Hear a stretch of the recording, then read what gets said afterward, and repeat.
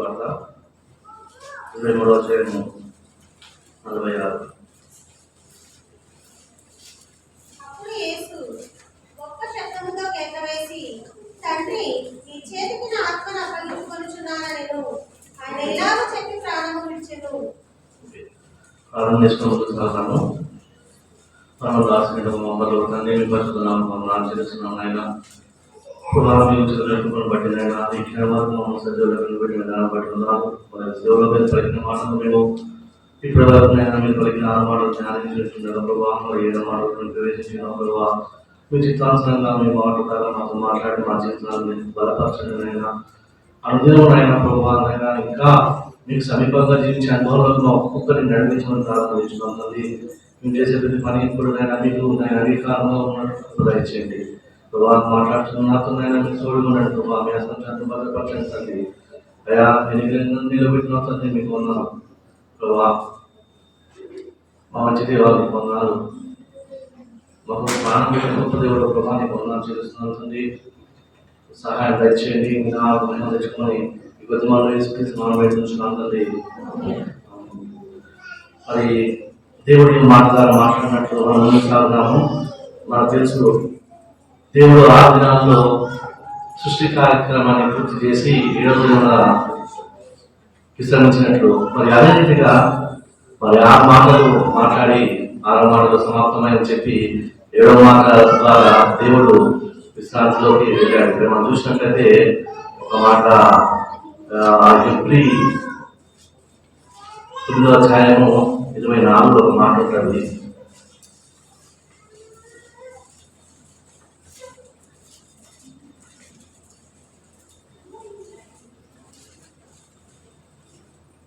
చూస్తారా?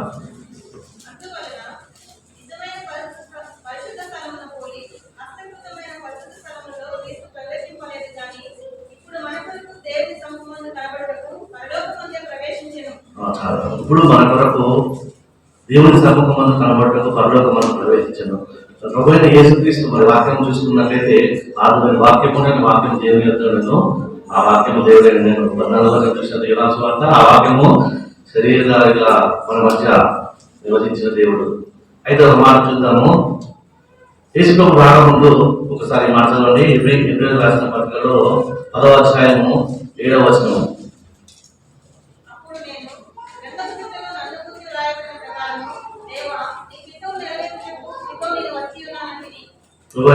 చెప్తున్న మాట ఇప్పుడు ఇద్దరు శిష్యులు చెప్పినట్టు తన జీవితం మొత్తము దేవుని చిత్తం నెరవేర్చడానికే ప్రయాసపడినాడు. మరి ఈ మాట పలికిన మాట 7వ వచనంలో శిష్యులు మాట్లాడిన మాట, ప్రభువా దేవా నీ చిత్తం నెరవేర్చుటకు ఇదిగో నేను వచ్చి ఉన్నానంటే. ఎప్పుడు చెప్తున్నాను ఈ మాట? 5వ వచనం చూసినట్లయితే మనకు కనబడుతుంది అక్కడ 5వ వచనము. కాబట్టి ఆయన ఈ లోకంలో ప్రవేశించినప్పుడు ఇలా చెప్తున్నాడు. మరి ఈ లోకంలో ప్రవేశించే ముందు ఆయన ఉద్దేశము దేవుని యొక్క చిత్తం నెరవేర్చాలని, దేవుని యొక్క చిత్తము సంపూర్ణంగా తన జీవితంలో నెరవేర్చాలని ఈ లోకంలో ప్రయత్నించాడు దేవుడు. ఆయన చిత్తం కొరకు యోహాను సువార్త 4వ అధ్యాయము 34 చదువుతారా?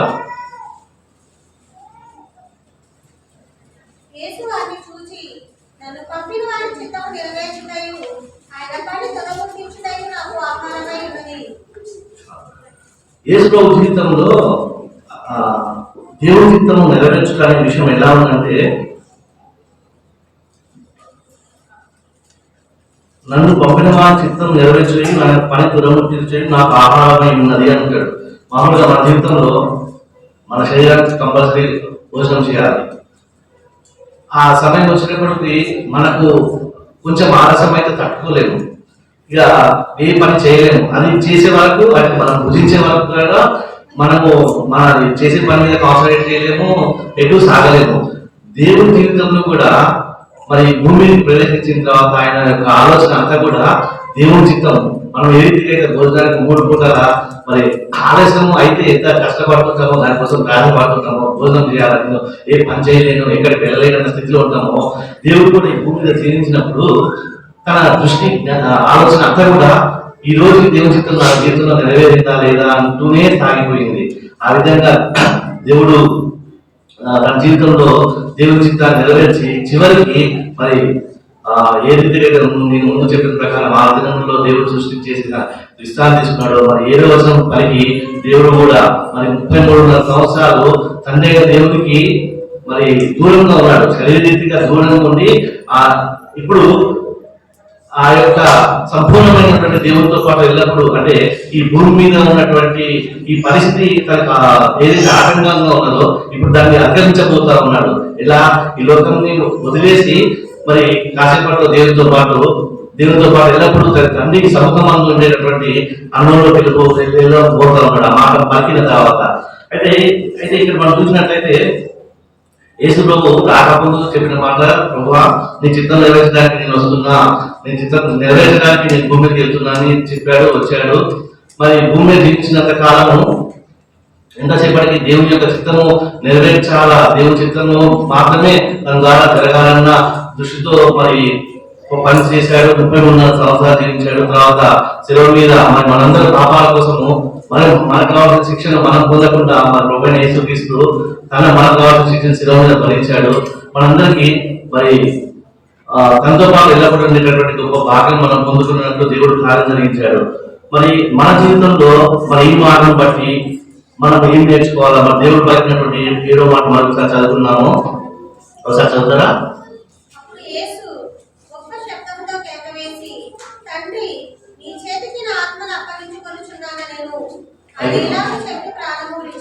ఓకే, మరి ఈ వచనం చదివినట్లయితే మనకు అర్థమయ్యే మాట ఇది కూడా ఒక ప్రార్థన లాగా ఉంది. మరి ప్రభువైన యేసుక్రీస్తు జీవితంలో చూసినట్లయితే 7 మాటల్లో మొదటి మాట కూడా క్షమాపణ గురించి దేవుడిని అడుగుతా ఉన్నాడు, ప్రార్థన చేస్తూ ఉన్నాడు. ఈ చివరి మాట కూడా తండ్రితో మొదలుపెట్టి తండ్రి నీ చేతికి నా ఆత్మను అప్పగించుకొచ్చున్నాను అన్నాడు. మరి ప్రభువైన యేసుక్రీస్తు ఈ మాట ద్వారా మరి మనము ఏమి నేర్చుకోవాలా, ఈ మాట ద్వారా మన జీవితాలను ఇంకా ఏ రీతిగా దేవునికి సమీపంగా జీవించాలని ఆలోచించినట్లయితే మరి యేసు ప్రభు జీవితంలో మరి వాక్యంలో మనం చూసినట్లయితే యేసు ప్రభు గురించి 3 మాటలు వాడుక చొప్పున రాయబడింది. ఆ 3 మాటలు గమనించినట్లయితే యేసు ప్రభు జీవితంలో ఒకటేమో తన వాడుక చొప్పున బోధించాడు. వాడుక చొప్పున అంటే మనకు అది తన జీవితంలో రెగ్యులర్ గా జరిగే కార్యక్రమం అన్నట్టు. ఒకటి ఏం చేశాడంటే ఆయన తన వాడుక చొప్పున బోధించాడు, ఇంకోటి తన వాడుక చొప్పున ప్రార్థించాడు, ఇంకోటి వాక్యం చదివాడు. అంటే 3 పనులు కూడా వాడుక చొప్పున వాక్యం చదవడము, ప్రార్థన చేయడము, అంతేకాకుండా సువార్తను ప్రకటించడము. ఈ మూడు క్రియలని దేవుడు తన జీవితంలో జరిగించాడు. అదేవిధంగా ఈ మాటలు బట్టి మనం గమనించినట్లయితే లూకా 22:39 వరకు మాట చివరి లూకా 22:39లో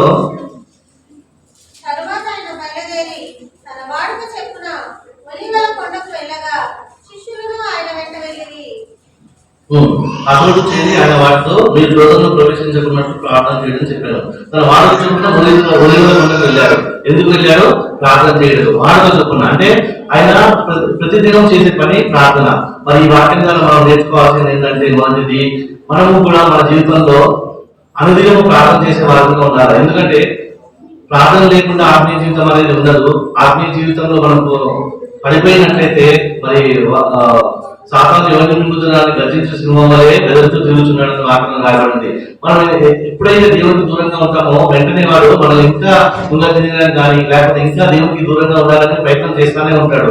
మనము వాక్యంలో రాబడిన మాట మనము కనబడినటువంటి యుద్ధరంగంలో ఉన్నాము. మన కంటికి కనబడదు కానీ ఎల్లప్పుడూ యుద్ధం చేస్తూనే ఉన్నాము అపవాదితో. కాబట్టి ఆ యుద్ధంలో జయం పొందాలంటే, జయం సాధించాలంటే ఎల్లప్పుడూ కూడా మన ప్రార్థన జీవితాన్ని కట్టుకుంటూ మరి దేవుని సమీపంగా జీవించాలి. ఈ మాట మనతో మాట్లాడుతూ ఉన్నాడు. మన జీవితాల్లో ఈ మాట ద్వారా 7వ మాట, తండ్రి నీ చేతికి నా ఆత్మను అప్పగించుకుంటున్నాను అనే మాటను బట్టి మనం నేర్చుకోవాల్సింది. ప్రభువు ప్రార్థన చేశాడు కాబట్టి మనం కూడా మన జీవితంలో అనుదినం ప్రార్థన చేసే వారంగా ఉండాలి. ప్రార్థన చేయడం గురించి మనము ఎన్నో పుస్తకాలు చూస్తూ ఉంటాం కానీ ఒక భక్తుడు చెప్పాడు, నేను ఒక చోట విన్నా, మనం ఈత నేర్చుకోవాలంటే నీళ్ళలో మునగాల్సిందే. మనం ఎన్ని బుక్స్ అయినా ఈత రాదు. ప్రార్థన చేయాలంటే కూడా ప్రార్థనకి మోకరించాలా, ప్రార్థనకి దేవుని సన్నిధికి వెళ్తేనే మనం ప్రార్థన చేయగలుగుతాం. ఎన్ని పుస్తకాలు అయినా సరే ప్రార్థన చేయడం అనేది అసంభవం. మనము నీకు వచ్చిన ప్రార్థన మొదలుపెట్టు, నీకు వచ్చిన మాటలతోనే దేవుడితో చెప్పు, అదే కొనసాగిస్తాడు దేవుడు.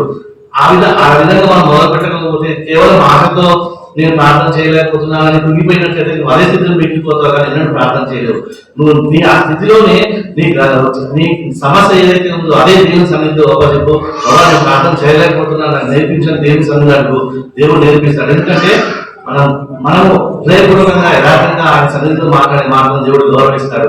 ఒకవేళ ప్రార్థన చేయడం కష్టమైనట్లయితే ఆ మాటే దేవుడు చెప్పు, దేవుడు నీకు సహాయం చేస్తాడు, మన ప్రార్థనతో సమాధానం ఇస్తాడు. కాబట్టి మనము మన జీవితాల్లో అనుదినం ప్రార్థన చేసే వారంగా ఉండాలని దేవుడు ఈ మాట ద్వారా మాట్లాడుతూ ఉన్నాడు. ఇంకో మాట మనము గమనించినట్లయితే రెండో మాటగా ఇది కీర్తన 31 ఒకసారి చదువుదాము.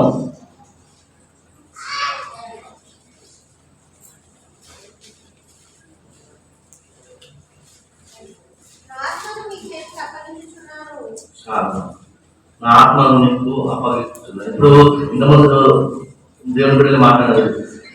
ఇప్పుడు సిలువలో మాట్లాడిన మాటలన్నీ కూడా లేఖనము నెరవేరినట్లు ఇవన్నీ జరిగినవి.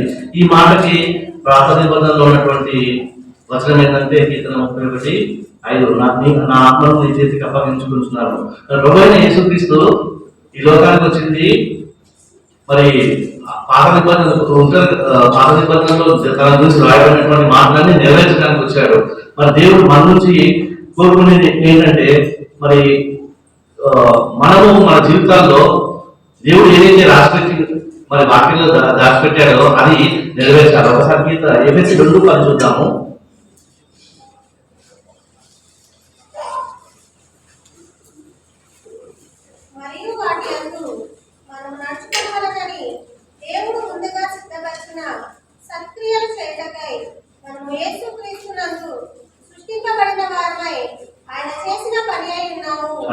ప్రభువైన యేసుక్రీస్తు ఈ లోకంలోకి వచ్చి మనకు గురించినటువంటి ప్రవచనాలన్నింటినీ నెరవేర్చాడు. మనం కూడా మన జీవితాల్లో ఏం నెరవేర్చాలంటే మరి ఇక్కడ 10వ వచనంలో రాయబడినమాట, దేవుడు ముందుగా సిద్ధపరిచిన సత్క్రియలు చేయడానికి మనము క్రీస్తు సృష్టింపబడిన వారమై ఉన్నాము. దేవుడు మన జీవితాల ద్వారా ఏ కార్యాలు చేయాలని ఆశపడుతున్నాడు, ఏ కార్యాలు మన ద్వారా జరగాలని దేవుడు అనుకుంటున్నాడు, అవి చేయడానికి ప్రార్థన పూర్వకంగా ముందుకు సాగాల. మరి దేవుడు మనందరం ఈ రోజు ఇక్కడ కూర్చొని ఉన్నాం కదా, మరి ఎంతో మంది బయట ఉన్నారు. మరి వాళ్ళందరూ ఇక్కడ ఎందుకు రాలేదు? దేవుడు మనల్ని ఇక్కడ నడిపించాడు, ఆయన మాటలు వినడానికి మనకి ధన్యత ఇచ్చాడు. ఎందుకంటే దేవుని చిత్తం లేకుండా ఎవరు కూడా ఆయన చెంది రాలేదు. 6:44 ఉంటది, నన్ను ఆకర్షిస్తే తప్ప చెప్పడం ఇద్దరు కాలేదు అని వాక్యంలో రాయబడింది. కాబట్టి వచ్చిన మనం అందరం కూడా ఎంతో ధన్యతము. ఈ ధన్యతను పోగొట్టుకోవద్దు. ఎందుకంటే ఈ దేవుడి దగ్గరికి రావడం అనేది మామూలు విషయం కాదు. దేవుడి యొక్క ఉచితమైన కృప. కొన్ని విషయాల ముందుకు మాట్లాడుతున్నాము. అయితే దేవుని కృపను బట్టి మనం దేవుని సన్నిధిలోకి వచ్చాం కదా, ఇట్లనే మన జీవితాన్ని మరి దేవుని కృపలో ముందుకు సాగుతూ మరి ఆయన యొక్క చిత్తంలో మరి దేవుడు ఏదైతే దేవుని చిత్తాన్ని కొనసాగింపజే దేవుని చిత్తాన్ని నెరవేర్చాలని కోరుతున్నాడు. అదే విధంగా మన జీవితంలో కూడా దేవుని చిత్తం ఏమైనదో దాన్ని నెరవేర్చాలని మనము ప్రార్థన ముందుకు సాగినట్లయితే దేవుడు ఆ జీవితాన్ని బట్టి సంతోషిస్తాడు. ఈ వాక్యం ద్వారా మనం నేర్చుకోవాల్సింది మొదటిది మన సహవాస జీవితము, ప్రార్థనా జీవితం అనేది ఎలా ఉందో చూసుకోవాలా. రెండో విషయం మనం చూసినట్లయితే మన జీవితంలో వాక్యం నెరవేరుతుందా లేదా, మరి వాక్య ప్రకారం మనం జీవిస్తున్నామా లేదా, మరి వాక్యానికి విరుద్ధంగా ఏమైనా మన జీవితంలో ఉన్నాయా, అవన్నీ పరీక్షించుకుంటూ మరి మనల్ని మనము దేవుని సన్నిధిలో మరి మన జీవితాలను అప్పచెప్పుకొని ముందుకు సాగాలి. ఇంకొకటి మనము చూసినట్లయితే ఇక్కడ తండ్రి నీ చేతికి నా ఆత్మను అప్పగించుకుంటున్నానని ప్రభువైన యేసుక్రీస్తు తన ఆత్మను అప్పచెప్పాడు. అదే రీతిగా మనము కూడా మన జీవితంలో సంపూర్ణంగా దేవునికి అప్పచెప్పుకోవాలి. మన ఆత్మ, జీవాత్మ, మన ప్రాణాత్మ, శరీరములను. ఈ రోమా 12:1 మొదటి 2 వచనాలు ఒకసారి చూద్దాము.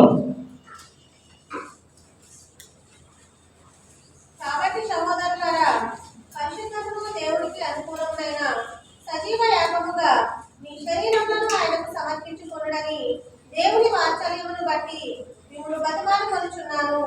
ఇట్టి సేవ మీకు యుక్తమైనది.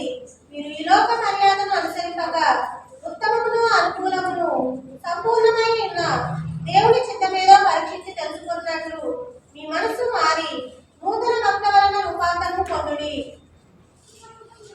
కాబట్టి ఈ 3వ వచనం ద్వారా మనము ఈ వాక్యం ద్వారా మనం నేర్చుకోవాల్సినటువంటి ఈ 3వ మాట ఏంటంటే మనము మన జీవితాల్లో దేవుని యందు విశ్వాసం ఉంచిన బిడ్డలుగా, ఆయన యందు విశ్వాసం ఉంచి ముందుకు సాగుతున్న బిడ్డలుగా ఏదో కేవలం ఎవరో పరిచయం చేశారు, లేకపోతే మా తల్లిదండ్రులు క్రిస్టియన్ కాబట్టి నేను చర్చకు వస్తున్నాను, అదే ఆ రకమైన ఆలోచన కాకుండా స్వయంగా అంటే ఎవరికి వారు వారి జీవితంలో యేసుక్రీస్తును సొంతంగా అనుభవించిన అనుభవం కలిగి ఉండి వారి జీవితాన్ని దేవునికి అప్పజెప్పుకున్నటువంటి అనుభవం అనేది ప్రతి ఒక్కరు కలిగి ఉండాలని మరి ఈ మాట ద్వారా మనం గమనిస్తున్నాము. కాబట్టి మన జీవితాన్ని దేవుడికి అప్పచెప్పుకొని ముందుకు సాగినట్లయితే మన దేవుడు దాన్ని బట్టి సంతోషిస్తాడు. 3 మాటలు నేను చెప్పినాను. ఒకటి అంటే దేవుడి బట్టి 7వ మాట ద్వారా మనం నేర్చుకోవాల్సింది మన ప్రార్థన జీవితం ఎలా ఉంది. రెండవది మరి మన జీవితం వాక్య ప్రకారం నడుస్తుందా, దేవునికి వాక్య విరుద్ధంగా ఉందా పరీక్షించుకోవాలా. మూడవది మరి మన జీవితాన్ని సంపూర్ణంగా దేవునికి అప్పచెప్పుకొని మరి దేవుడు సంతోషపడే రీతిగా ముందుకు సాగాలి. ఈ 3 మాటలు మనం నేర్చుకుని ఆ రీతిగా ఉందో లేదు సాగుదాం. అయితే మరి దేవుడు మనకు ఇంతసేపు 7 మాటలు ధ్యానించినాము. మరి మన దేవుడు మరణాన్ని జయించి తిరిగి లేచిన దేవుడు. మరి ఈ మాట ద్వారా మనము మన జీవితాల్లో ధైర్యపడే ఇంకో విషయం ఏంటంటే మరి యేసు ప్రభు ఇంతకుముందు మనం చదువుకున్నాం కదా, ఏప్రిల్ 9:24 ఆయన ఇప్పుడు మన కొరకు దేవుని సభ ముందు కనబడక పర్వత మందు ప్రవేశించడం రాయబడి ఉంది. మరి ఆయన పర్వత మందు ప్రవేశించాడు. ఆయన ఇప్పుడు మన కొరకు మరి ఆయన మనల్ని నడిపిస్తా ఉన్నాడు ఈ భూమి మీద. ఆయన మన జీవితాల్లో నుంచి కోరుకునేదంటే మనము ఈ లోకంలో మన యాత్ర ముగించిన తర్వాత ఎల్లప్పుడూ ఆయనతో పాటు ఉండాలనేటువంటి కోరిక కలిగి ఉన్నాడు. మరి అటు జీవితం మనకు ఉందా లేదా మనల్ని మనం పరీక్షించుకోవాలి. యోహాను సువార్త 20వ అధ్యాయము 11వ అధ్యాయము 11, 25-26 వచనాలు ఒకసారి చూద్దాము.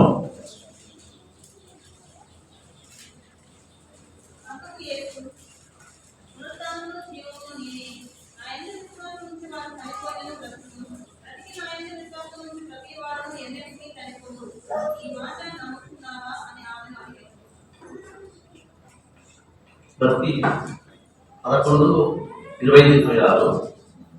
ఓకే. అయితే మరి ఆదివారం మనం అందరం చర్చకు వస్తున్నాము. మరి ఆదివారము ఇంతమంది కనబడరు. మరి కొంతమంది శుక్రవారం అని గుడ్ ఫ్రైడే అని కొందరు దేవుని నమ్మని వారు వస్తుంటారు. ఏదేమైనప్పటికీ ఎవరికి వాళ్ళు ప్రశ్నించుకోవాల్సిన విషయం ఏంటంటే నా జీవితం యేసు ప్రభువుతో సంబంధం కలిగి ఉన్నదా లేకపోతే యేసు ప్రభు బయట ఉన్నదా అని ఎవరికి వాళ్ళు పరిశీలించుకోవాలా. ఎందుకంటే యేసు ప్రభు లేకుండా మనము పరలోకం పొందలేము, నిత్యత్వం పొందలేము. మరి ఇక్కడ మనకు మరి యేసుక్రీస్తు శిలువలో మరణించాడు, తిరిగి లేచాడు.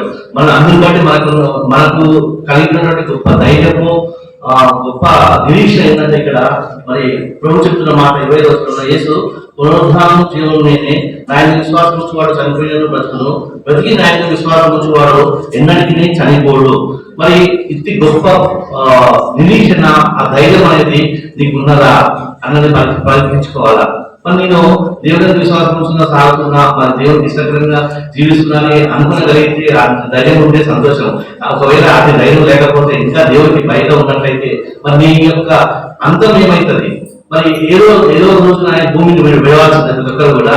ఆ తర్వాత నీ జీవితం ఎటు వెళ్తుందన్నది ప్రతి ఒక్కరు పరీక్షించుకోవాలా. ఎందుకంటే దేవుడు ఎల్లప్పుడూ కూడా మనతో పాటు ఉండేటువంటి గొప్ప భాగ్యం మనకి ఇచ్చాడు. నా జీవితంలో అయితే నేను మరి అన్య అంటే అన్య మతంలో నుంచి వచ్చిన వాడిని అంతకుముందు 2 రకాల జీవితాన్ని అనుభవించినాను. మరి యేసు ప్రభు లేనప్పుడు జీవితము యొక్క ఆలోచనలు, మరణ విషయాలు అనేది ఎట్లా ఉంటాయి. మరి ప్రభువులో ముందు విశ్వాసం పొందిన తర్వాత ఆ ధైర్యం కానీ నిరీక్షణ కానీ ఏ విధంగా ఉంటుంది అనేది నేను అనుభవించినాను. మరి దేవుడైతే మరి మానవ బట్టి మనందరికి ఇస్తున్నటువంటి గొప్ప భాగ్యం ఏంటంటే మనమందరం కూడా చనిపోము, ఈ లోకాన్ని వదిలిపోయినను ఎల్లప్పుడూ ఈ లోకాన్ని వదిలిన మరుక్షణమే ప్రభు అయిన యేసుక్రీస్తు ఎల్లప్పుడూ నిత్యము ఉంటామనేటువంటి గొప్ప నిరీక్షణ భాగ్యము మనకి ఇచ్చాడు. చివరిగా హెబ్రీయులకు రాసిన పత్రిక 9:24 ఒకసారి చూద్దాము.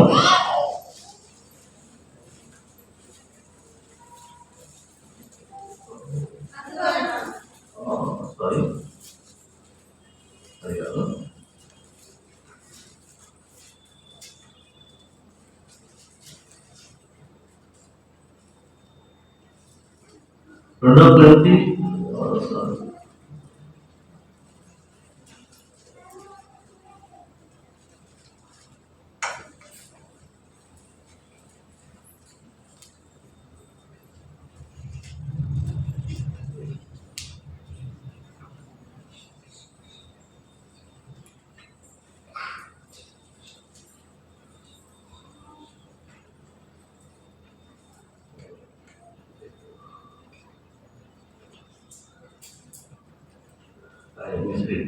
ఓకే, అయితే యేసు దేవుడు మన కోసం పరలోకం చేరాడు. మనం ఆయన దగ్గర చేరడానికి మనకు అవిధేయత వలన మీరు చేరలేకపోతున్నారని ఒక మాట ఉంటుంది. మన జీవితంలో మనం ఈ లోకంలో జీవిస్తూ ఉన్నాము, కానీ మీ అవిధేయత వల్ల ఆ విశ్రాంతిని ప్రవేశించలేకపోతున్నారేమో జాగ్రత్త కలిగి ఉందని ఎవ్రీలో ఒక మాట రాయబడింది. ఇక్కడ ఎవ్రీ నోవన్ ఆయన యొక్క విశ్రాంతిలో ప్రవేశించడమని వాగ్దానము ఇంకా నిలిచి ఉండగా మీలో ఎవడైనాను ఒకవేళ ఆ వాగ్దానము పొందకుండా తప్పిపోవునేమో అని భయము కలిగిందుము. అట్లాంటి 11వ వచనం చదువుదాం. కాబట్టి అవిధేయత వలన వారు పడిపోవునట్లుగా మనలో ఎవడునూ పడిపోకుండా ఆ విశ్రాంతిలో ప్రవేశించుటకు జాగ్రత్త పడుదుము.